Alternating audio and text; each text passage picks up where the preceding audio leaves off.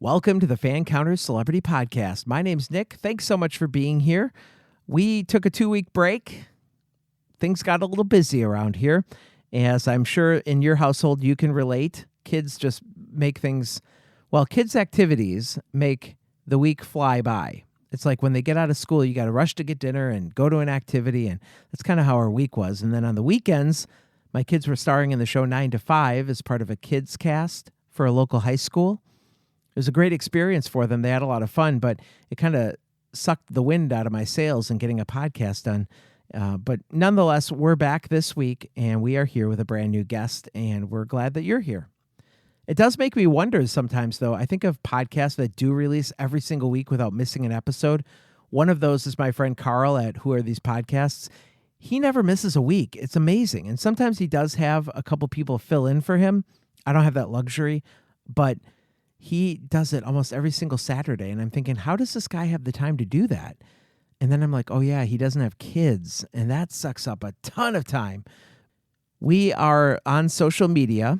We have a big Facebook group called Fancounters. You can search for that. Or if you want this smaller group, the more intimate size group, you can look for Sharpie Nation on Facebook. It's a private group. Just ask to join and I'll let you in. And finally, if you're listening to us on a podcasting app, please subscribe to the show, whether you found us because of who we're interviewing today or you've been just randomly listening. Hit the subscribe button so you'll know all of our future guests coming up. In fact, if you're here for Kipp Marcus, you might want to join us again because we are trying to track down John Snee for an interview. And we've talked with Kalina Kiff about her coming on the show. We hope to have both of them on in the near future. Now let's get on to today's show. Kipp Marcus is joining me. He played the oldest of the Cleaver kids on the new Leave It To Beaver, Kipp Cleaver, and he has got the same first name. Kipp is going to be joining us from New York City tonight. He is from Luxembourg, but they have come to the United States for a vacation for their child's birthday. They went to the musical Frozen tonight on Broadway, went out to dinner. Now Kipp's back in his hotel room, and I'm going to connect him to the show in just a minute. Also joining me is Brian Nelson Jr. from the new Leave It To Beaver Facebook group. He's in Florida, so we're going to have a 3-way call. I'm going to set it all up, and we're going to get started right after this opening. Coming to you from nowhere near the entertainment capital of the world, this is Fancounters with Nick and Elizabeth on the Podfix Network. There was this mob of people, and they're screaming my name. Crazy fans. Stop following me. Don't come around my house. If you do, the cops are going to be at yours. If I'm having dinner with my wife, don't sit down at my table. Don't follow me into the bathroom. Can I take a picture? We're gonna. Oh my God. I think this guy wants to fight me. Ended up being a fan. I'm the only one that's ever been on Sam Jackson and lived to tell about it. Well, guess what? I have a big surprise for you. That's why we call it Fancounters. I don't think you're going to last on the air very long. Kipp Marcus, welcome to the show. Thanks for being here. Thank you for having me. Yeah, it's great. No problem. Now we've got Brian Nelson Jr. with us, and he wrote some great questions about the new Leave It To Beaver, and we are going to go into those first before we get into some more general career questions and whatnot. So, Brian, why don't you lead us off? All right. My first question is this, and like I said, I'm Brian Nelson. I run the new Leave It To Beaver fan club fan page. Yeah. And I also run the original show page on Facebook as well. The one thing is you replaced Corey Feldman, in the show later on, after it went from the movie to the TV show. So how did that go? Were you approached for the role, or did you have an agent, or did you audition? How exactly did that go? Corey did the TV movie Still the Beaver back, I think, in 1983. They probably shot it in late 82, early 83. I didn't really know anything about that show or that film. And I was doing Oliver, the musical on Broadway with Ron Moody, who was up for the Oscar playing Fagin in the film version of Oliver that won Best Picture, and Patti LuPone, who was very famous for having played Evita, originating that role and winning, I think, the Tony Award. And so I was doing that in New York, and I was a bit of a geek for Leave It To Beaver. It was playing a lot kind of in reruns, and I saw on Entertainment Tonight one night that they were doing this nationwide search for the role. I think at the time, I forget whether it was called Corey at the time or what, but they were looking for the boy who would ultimately be the new Wally. And I had just gotten a manager. I got Oliver in a very similar way. I got on a train from Connecticut to New York, went to an open call. There were hundreds and hundreds of kids, auditioned and ended up on Entertainment Tonight, like the night I auditioned, and like all of a sudden, within like a week, I got cast in this musical, and the same sort of thing happened to me with Leave It to Beaver. What happened was I called my manager, who was this very funny kind of Joe Pesci New York manager, and I got on the phone with him. His name was Vince, and I said, I want you to get me in for this Wally role in this show called Still the Beaver. And he was like, what are you doing? You can't. This isn't your type of show. It's not your type of thing. I mean, you're from New York, And he went into this whole thing, and I was like, yeah, no, exactly. So I said. No, I think I can do this, and I really, I think it's a really interesting thing that they're rebooting it and they got the original cast, etc. And anyway, I got an audition, and the funny thing about the audition is that so I was living in Connecticut. They Universal and Disney was, or pretty much at this point, I think it was just Universal was coming to New York to do a full day at a hotel of interviews. And so they were just interviewing boys like the entire day. And I went early in the day, I think, for a pre-read with I'm sort of blanking a little on the casting director's name. But be that as it may, did the reading, went well, and they said, hey, can you come back, in 3 hours and read for the producers? And of course, I was like, yeah, of course. But you have to understand, I didn't go in with my parents. I wasn't like a stage kid with like parents who were like bussing me around auditions. Yeah. And so basically, I lost track of time. I was 14. Oh, no. Yeah. It was the middle of summer. And I really can't remember. I probably went to like an arcade, and I started playing video games, whatever, and realized I lost track of time and ran back to this hotel to do the reading, and got to the hotel at 5:10, and the day was supposed to end at 5:00. And when I say that, literally the camcorders, all the paper, all the script, everything had been packed up, and Ned Null and I think it was Nick Abdo were leaving. Oh no! And I ran in, and they turned around and they just kind of laughed, and they said, "Okay, let's see you." So they reset everything up. And I did this scene. I think it was like the Thanksgiving script, but I don't recall.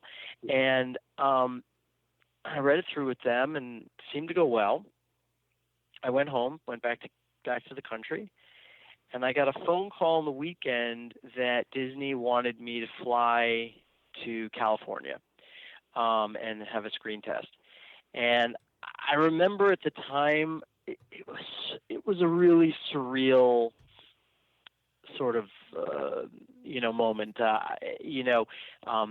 Just this whole idea. I hadn't been to California before.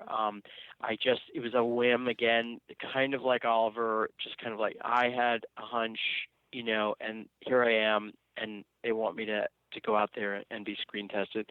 I think they had said something like there's going to be one other kid who's going to screen test at this point, and there were a couple funny things that I remember about it. So the first thing is that they told my manager that I should try and like scrub the New York out of myself before before the meeting with Disney. And I just remember I put like lemon juice in my hair on the weekend. I had pretty black hair, and it generally was quite wavy, bit curly, and so like I kind of like put all this juice in my hair, sat out in the sun. I was a pretty pale guy, like got some sun, and then I hopped on a plane. It was the law that you had to fly first class, so like literally it flew me out, and I went into the studio. I remember seeing, I think I saw Johnny there with his mom, and but we were reading separately, I believe, and we read through the stuff, and then we went to this. I mean, it was pretty intense. I mean, I went to this room. There were like 20 executives. I mean, it was really intense. Wow. So you were reading against John. John Sneed? I wasn't reading. John Sneed was going in for Ollie, and I think I remember seeing him that day. And then we read it through. They asked me some questions, then maybe gave me some adjustments. We read it through again, and then they told us to hang out. And then I think there was kind of like a bit of a knockdown round, and then they asked me to come back in the afternoon and do it again. And so I went back in the afternoon, and I read everything through again. And then Charlie Engle, who was the president of Universal at the time, asked for me to come to his office like at 5:00. And I went to his office, and I remember he took me out to he had this sort of model of the back lot of Universal that was like in his office. And he showed me it. It was really cool. And he sat down at his desk. And I remember thinking at the time, like, man, if I'm not getting it, this really sucks. Yeah. Because at this point he's like showing me just like the whole magic, And at some point in the conversation, he just said, "Welcome to the Universal family." Wow. Nice. And I almost fell over my chair, and I remember two things about it. First thing is I went to the pool, and again, being an East Coast kid, this whole sort of palm tree, like, out by the pool. I mean, none of this stuff was real to me. And right. I remember laying in the pool, looking up at the sky. It was a perfect blue, sunny August day. And just saying to myself, I can't believe this. I'm not going back to Connecticut. I am going to start working on this show. It just was surreal. And it was also surreal because I was starting high school. And so, the whole thing is, just imagine that for a moment. If you can just put yourself in that situation, your family's in Connecticut, you're in Los Angeles, and you're basically being told, you're moving to LA, and you're going to start filming the show, and your freshman year is going to be on still the Beaver at the time. It was really quite something. And, and then it was just sort of a mad scramble to figure out the logistics, because my family, while supporting it, nobody was moving. So it was the type of thing where, half of it was just figuring out who the heck is going to live with me. And that was its own story, and I went through many chapters of that story because pretty much every grandparent got a tour of duty with me, and at some point I'll tell you a very funny story about going to Brian Levance. Before I lived with him, my Grammy had come out to stay with me for 4 months of the shoot, and so we were staying in like Oakwood Apartments, which were these executive sort of suites in Burbank. You get these like 2-bedroom sort of condos, whatever. And that, by the way, that was after my first time I was staying for the first season. I was living with my manager's assistant who was like a 25-year-old woman who had just moved to Los Angeles. Oh my gosh. And I was sleeping on her couch. So that was like my first run of being in LA and working on a film set. And talk about like just not just a culture shock, but just sort of like a life shock. The demands of being on a set every day without like serious parental supervision is intense. And so the second time I had my Grammy come with me, and so you spoke to Brian. So Brian's a pretty funny guy, and Brian was the executive producer of the show, and really created the Still to Beaver concept and Leave It To Beaver spinoff of it, and he loved the show and he loved everything about it, and it was a legend and already, and so we got invited to a pool party at his house for one of his kids' birthdays, and he lived up in Coldwater Canyon at the time, and my Grammy and I went up to his house, and the party was it was like this really fun kids party and balloon animals and just food and pool and everything. Mm-hmm. And at some point my Grammy came up to me and she was frantic and she said, Kippy, we have to leave right away. And I said, what's going on? And she said, I can't tell you, it's too embarrassing. I said, just tell me what happened. And she said, your producer, he saw me naked. Oh. And I said, what? And she said, it's too embarrassing to explain. Now you have to understand, I was 14. Right. You didn't want to see. You don't want to picture that. What is this, American Pie? I had no clue what was going on. Yeah. So I was like, Grammy, what happened? She said, well, you know how I love to check my weight. So she was obsessed with her weight. She always wanted to weigh herself. And so she was very vain. And so she said, so your producer, Brian, has the most fantastic scale. And at this point, I just said, I really don't like where this is going. I mean, I was like, I just don't want to know, but I want to know. It's like one of those like car wrecks. You see it all happening in slow motion. You just keep staring at it. It's crashing through traffic. And so she says to me, well, so I wanted to get my pure weight. So, of course, I took off all my clothes. At this point, it was like white noise, And Brian walked in on my Grammy. He didn't knock. She was in the bathroom. And he walked in, and she was standing on the scale in his bathroom weighing herself. This $1 million home didn't have a door lock on the bathroom? I'm not Grammy. kidding. I'm not kidding. Grammy didn't clearly know that there were locks. Apparently. And so at this point, I was like, okay, you're right. We have to get out of here. So now the funny thing about the whole story is that we were pulling out of the driveway, and she said, oh, wait a minute, you have to go back in. Because she had this fabulous balloon poodle that the balloon guy who was doing balloon animals had made for her. And you have to know my Grammy. I mean, my Grammy was a very eccentric, very funny lady, amazing woman. And I went back in, tail between my legs, picked up this poodle thing, and jumped in the car. The next day we were at the studio, and I went into the writer's room in the morning, and I'm not kidding.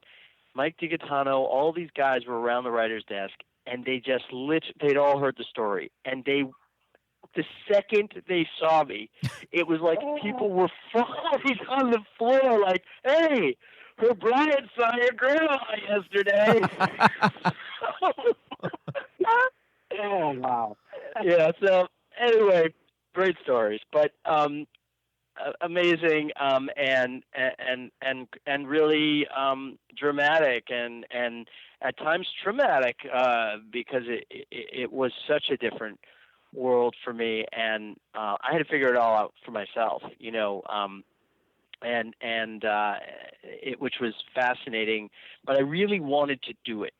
And so that's the thing. Like, there were moments where I was definitely like, okay, I don't know if, without having the family support, et cetera, there with me in California, if this is going to work out. But I found a way. And so by the time I had gone through a couple of grandparents, Brian one day and his wife, Al, who is this amazing woman, said to me, "You want to live with us?" And I was like, yeah. Problem solved. I moved. I'm not kidding. I think I moved into their house like that weekend, and then for the next couple of seasons, I stayed with the Levants, and I remember babysitting their baby. Like I was really good with little kids, and so I had sort of those mid-teen years at the Levants house. That's crazy. And it was terrific for me, and I can remember going to Henry Winkler's, and hanging with his son in their garage playing instruments, and Jed is his son's name, and I remember Henry like teaching me geometry. I mean, like literally, like to have a childhood where these are some of your seminal moments. And every time I would see Henry years later, whether I was on a different film set or he was in New York for some reason, or when I was in Les Miserables, we would see each other. I'd say, you remember you taught me geometry at your kitchen counter? But Henry was that type of guy.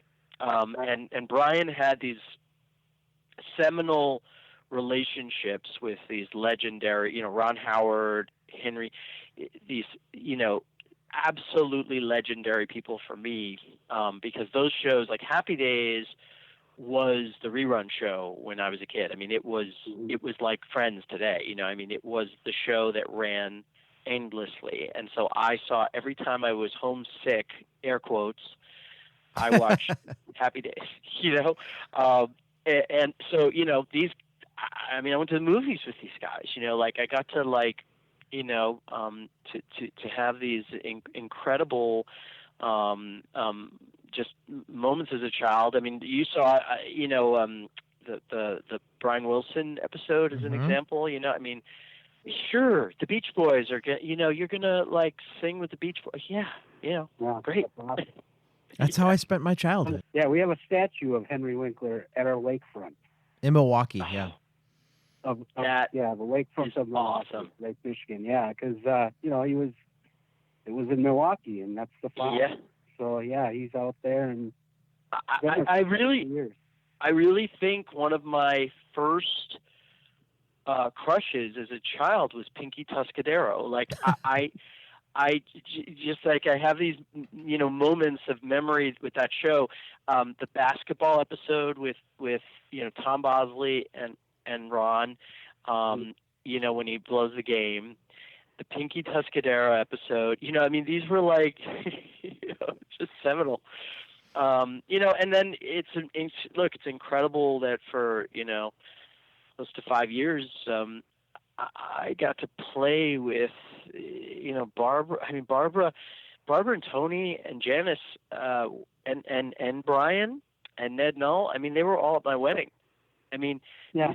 These were, these were family for me. And they each taught me different things. I was very lucky because I was drawn to the executives at the company, and so people like Ned Null, who became the president of the studio after Charlie, became a dear friend, and he was, I gravitated to all the adults. I didn't really hang out with the kids, and so it was that I wanted to be in the writers' room. I wanted to be with Brian. I wanted to be with Ned, and understand what they were doing.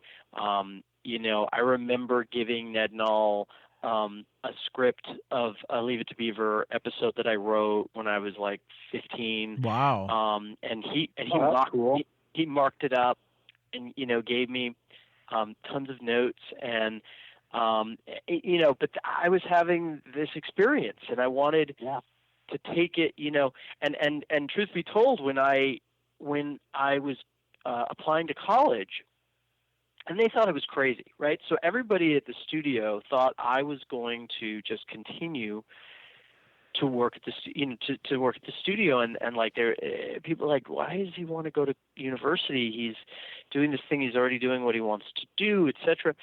And I really wanted to have this other experience and go to NYU and Not Southern Dominion, huh? Right, Southern Dominion. Well done. And basically, Ned Null wrote my recommendation letter for Tisch School for the Arts, and in the letter, which he shared with me years later, it said, "We tried to convince Kipp to just become a mini mogul and start working at Universal Studios as an executive, but he has this crazy idea that he should go to Tisch. And so I'm recommending him." Wow. It's like, that's really cool. Yeah, but cool recommendation, like.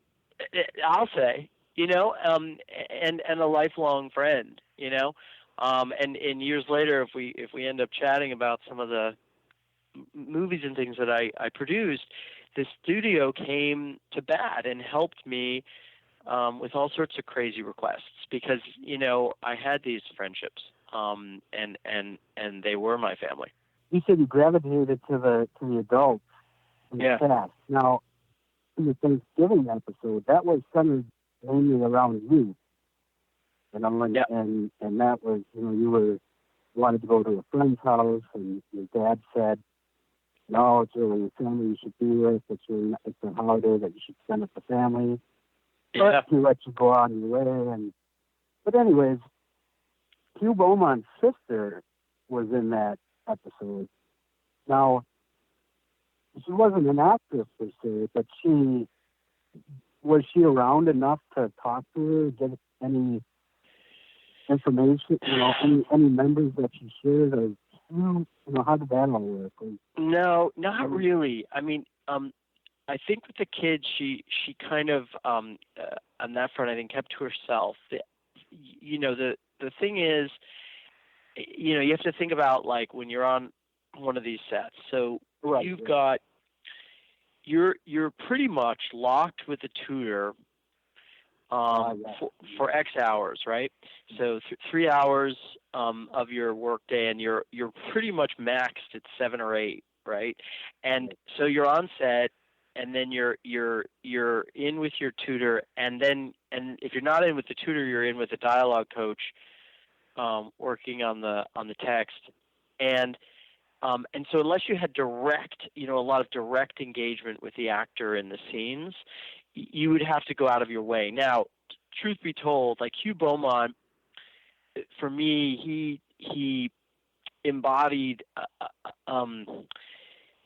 sort of this extraordinary, sort of patient,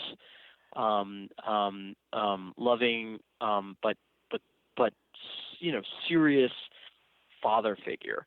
And almost like an archetype that, and so I always had this, I think probably a lot of people did who either grew up in reruns or actually grew up watching the show like Brian did, a sort of this relationship with Hugh.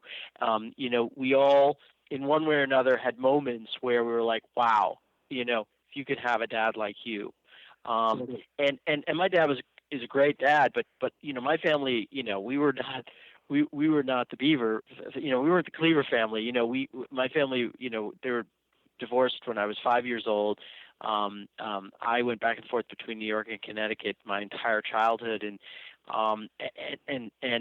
my brother and I were very creative kids who did all sorts of cool entrepreneurial things to kind of both escape and also be grown up super fast. And so, Hugh kind of, and that episode was really interesting because that episode kind of, I did definitely identify with this idea of sort of wanting to escape my family, and having those experiences where,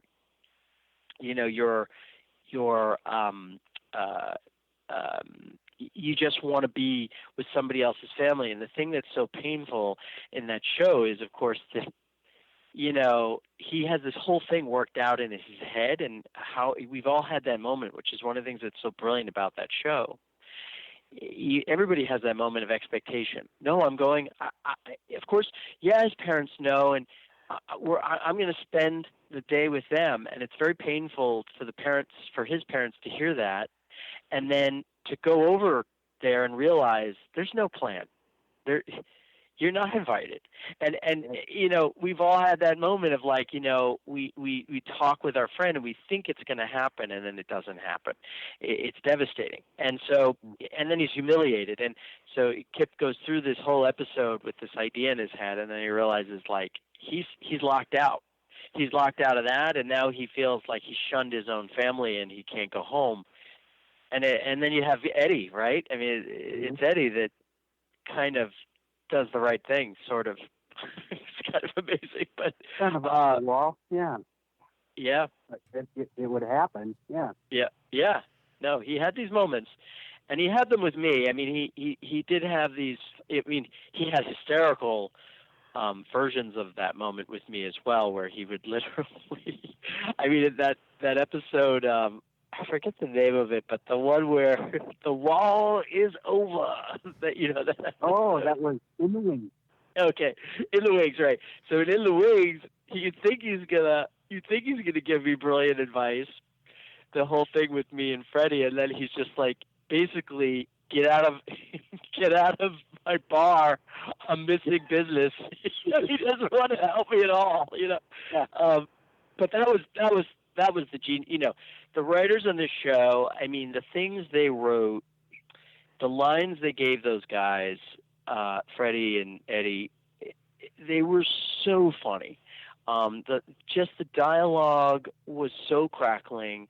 It was so, for the time, outrageous to hear a kid kind of behave that way and talk the way he did, and trick people, and you know, the sort of Machiavellian situation and his dad with the beers, and you know, you know, walking through the house in the middle of the afternoon with a cooler in his living room. I mean, yeah. You know, I mean, think about that. Like, yeah. You know, it was pretty. You know, I mean, of course, you know, there was also Ollie and me, and you know, the much purer side. But even there, I mean, we grappled with, you know, two-timing, and you know, I had it all, and you get these episodes like, okay, kid gets mono, he ends up in the hospital. You know, I mean, it was definitely trying to push for the genre some pretty good stuff that teens go through. You know, yeah, we were two-timing with the Playboy girl. Erica Ladiak. Yep, that's true. But I didn't get a chance to really spend time, unfortunately, with you, sister. Kipp, fans want to know a lot about the singing in the series. In fact, there's been a lot of discussion lately in the Facebook group about some of the songs that you did with Freddie, Eric Osmond. So you had a band. So fans want to know, how did the singing come to be? Did they know that you had vocal ability and then they used that in the show? Tell me about how music got started to be put into the show. Yeah, I mean, it really was one of the very fortunate things, I think, that hit early enough that we were able to record quite a bit. You know, they knew that I had come from a Broadway background, and that I obviously I think in the car with Brian, you know, on the way to the office, because I would drive in with him quite a lot. You know, we would listen to Howard Jones and you know, tons of other sort of early 80s artists, and so he definitely knew that I sang, and I think pretty early, we did that episode where I sang I Only Have Eyes for You, I think. That was pretty early in the show, and that started a little bit of a thing, and then they did the fantasy episode with the My Girl thing with Freddie, not singing because Eric didn't really sing, and then but he did play guitar a bit, and then it started to kind of snowball a little, and by the time we had the band, and the probably the funniest lyrics of any television rock song with Fire in the Gym happened. Yep. The show had kind of come into this thing of like, okay, there's going to be this band, Kipp's going to play synth and sing, and Freddie's going to play guitar, and it was a blast. And I mean, first of all, Fire in the Gym, when I saw the script for that, and I saw the lyrics, oh, baby, can't you see I'm the real fantasy? You were the cutest girl around. Now you're 6 feet underground. I mean, that was so funny. I mean, it really was. It was like, I can't believe these guys are doing this. This is just ridiculous. And then, by the time we did Daydreamin', and that one, Brian directed. He won an ACE award for best show or best episode for a cable show. We got a ton of nominations for other things. It was very inventive, and we were really pushing the envelope at that point. It was fantasy. It was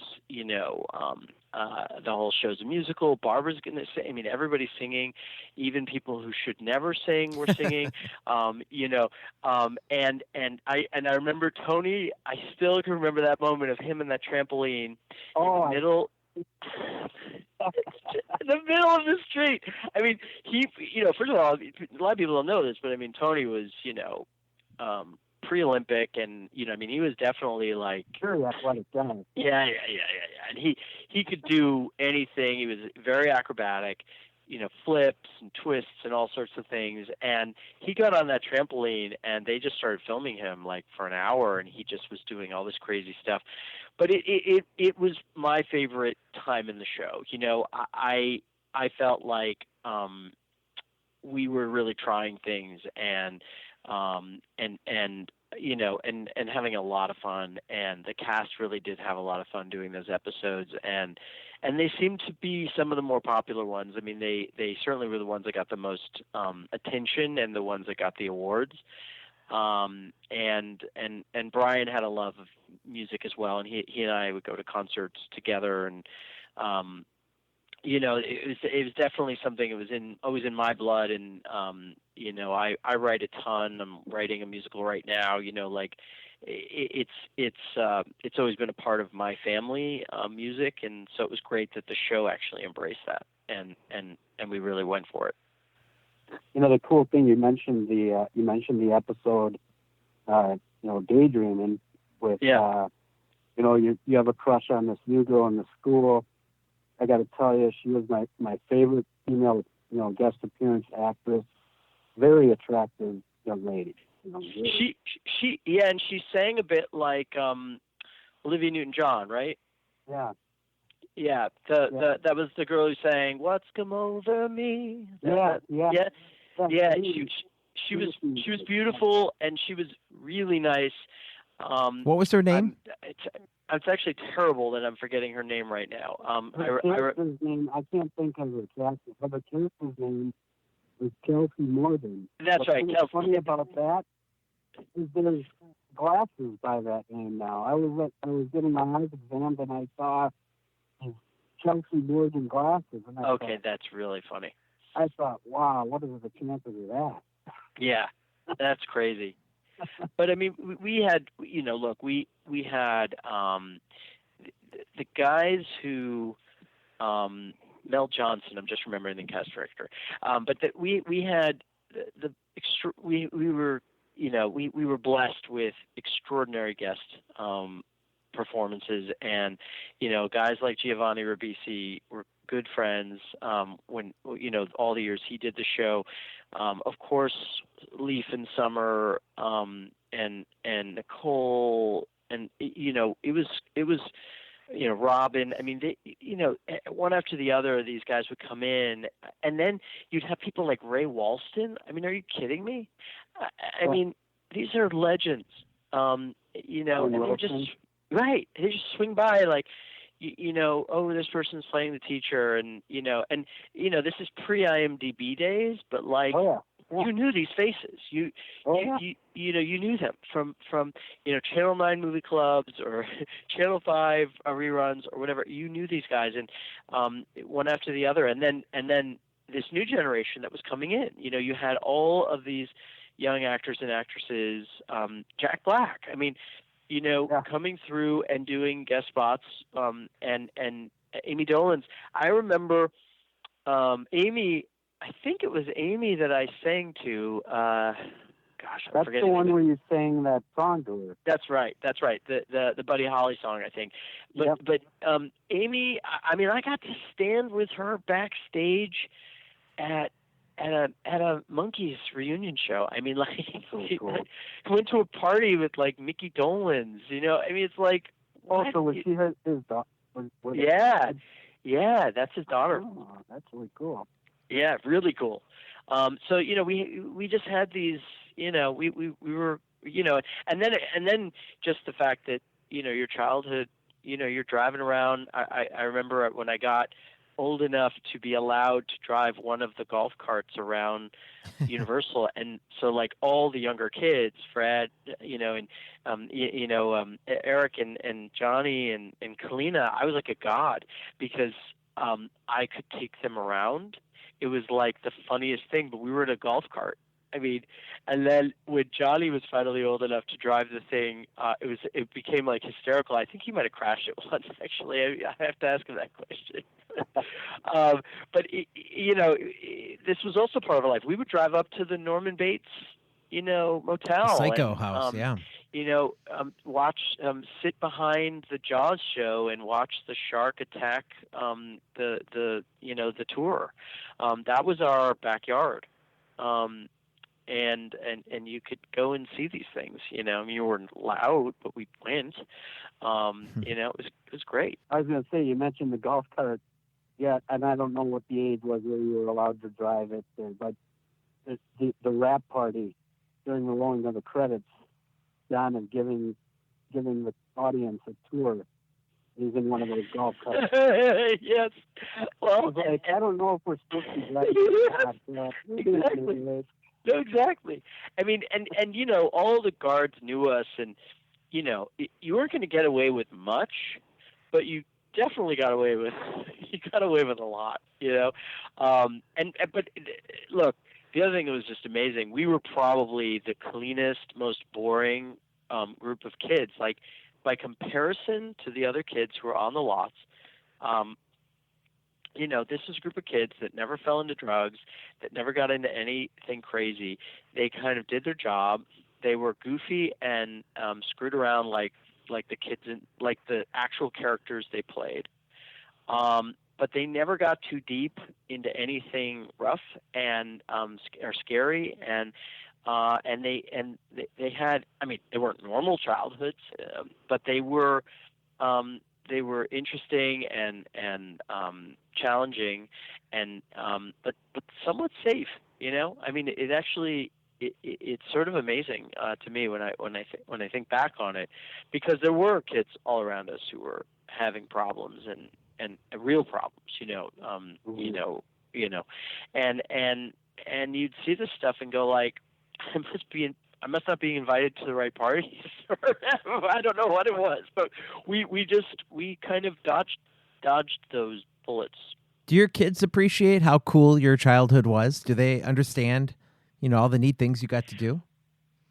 Well, full disclosure, I have sort of a gang of kids, so I have 5 kids, and between the ages of 4 and 14, and I have 4 boys and a girl, and they're just, well, each in their own way, they're just starting to get more of this stuff around the show, because a lot of this stuff is now available on YouTube, and And so there's they know that Papa was in Les Miserables, and Papa has made movies, and he did this TV show. So they know that stuff, but I think it's sort of dawning on them more. Your sort of fan group is a great example. It's sort of, there are people who have had a real experience with the show and kind of grew up a bit with it. And so that's profound. And whenever I see letters from grown-ups who are like, that helped me raise me, or, I felt really connected to this or that, you do forget that. I mean, because we all have our complicated lives, and you move on, and and of course my kids all in one way or the other have the bug of entertainment. My son Quinn just starred in a movie with John Cusack and Emile Hirsch that was out in theaters this past year, called Never Grow Old, and is a really extraordinary art house Western, and he has a big role in it, and it was really well reviewed. It's an amazing film. My eldest son has a film review site who's 14 called Sweet and Sour Movies with his younger brother Quinn, and they've reviewed hundreds and hundreds of movies. They wrote the review site because they wanted to review films from a kid's perspective. Very cool. And so my middle son Hudson goes to the recording studio with me, and is a brilliant actor, but he's also got a beautiful singing voice, and so he records on some of my stuff. It's a family affair. My wife starred in my movie that was at Sundance, and Let It Snow, is a brilliant Shakespearean actress. So they all have kind of the bug, and in their own ways, but they're all, they're very unique, each one of them, and are expressing it in their own ways. So I hopefully as all the episodes kind of make their way into the world in a digital way, they'll really have an opportunity to see some of the ones that are more seminal. My Hudson just started to see things like clips from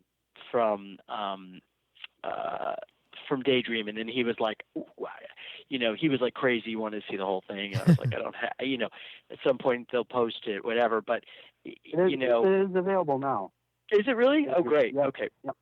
That's great. Yeah, because he's he was like, I want to see it, and I want to see it's actually really funny. My ex-girlfriend from high school is in the Garage Band song. Oh, really? The girl that it's a great trivia question for you, because the girl that I spin around in the garage and dance with was my girlfriend in high school, and she happened to be on set that week visiting me from Connecticut. And she was just a regular girl. She was a Connecticut Yank, and had just been out there, and so Brian was like, let's put your girlfriend in the show, and like, so literally, I just spun her around, and she was in the episode. That was that, I mean, we did these things, but yeah, it's also, of course, it's also really freaky when you have 5 kids and you're like, you've seen it, you've either lived certain things, but you've also had a television version of yourself live certain things. It's very funny when you start to parent and you have like all these catchphrases and all these you have your Ollie moments and your Kipp Cleaver moments and your Freddie moments and your Freddie friends. It's fascinating to see how it evolves in your own life. Yeah, it's cool. All right, we're going to cut part 1 right there. We'll be back next Friday with part 2 of our interview with Kipp Marcus, where we're going to find out about that story that Brian Levant told us about a pool table. If you don't know what I'm talking about, you have a week to go back and listen to Brian's appearance on Fancounters and hear what we're talking about. So when we ask Kipp about it in part 2, you'll know what Brian said. It's about a pool table. You can't miss it. That's our teaser for next week. Thanks for joining us. You can email us at hello@fancounters.com. In fact, if you have a question that you want to ask John Snee or Kalina Kiff, should they appear on Fancounters, please send it to hello@fancounters.com, and we will ask them as a part of our interview. All right, next week, more with Kipp Marcus. So be sure to join us and tell a friend. We'll see you next week on the Fancounters Celebrity Podcast.